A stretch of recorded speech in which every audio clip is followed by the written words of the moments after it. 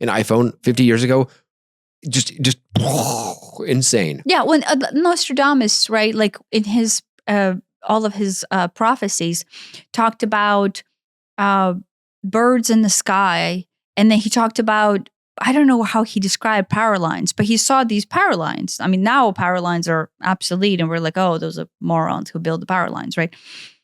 But lines in the sky that carry some. Do you know what I mean? Like, for him to describe what a power line was not even in the set of words that he could use, because the idea of it being electricity, right, which did not exist back then, and two, it being carried somehow, and then it is then made into things that glow and then produce power to tools that were power. Yeah.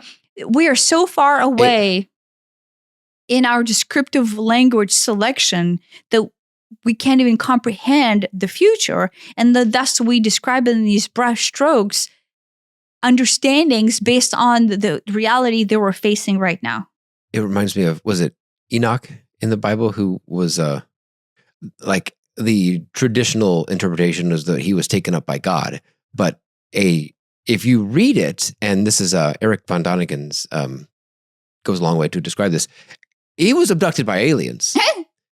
Like, he describes, some sort of chariot coming down from the sky. Right. Because spaceship isn't a word back in ancient the only thing you have is a Hebrew chariot or whatever, right?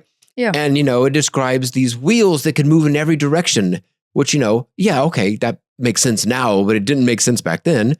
And, he gets in it, and it makes this thunderous roar or something. Okay, well, that's like a jet engine or a rocket or something. Whatever, these descriptions. Yeah.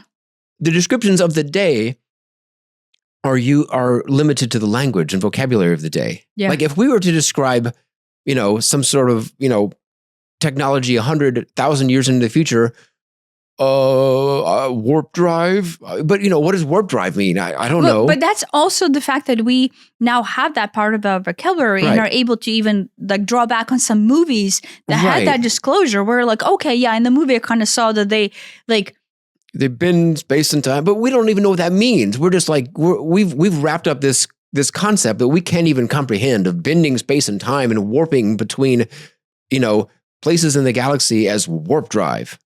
We couldn't possibly describe it in any possible sense. We just pretend warp drive describes everything.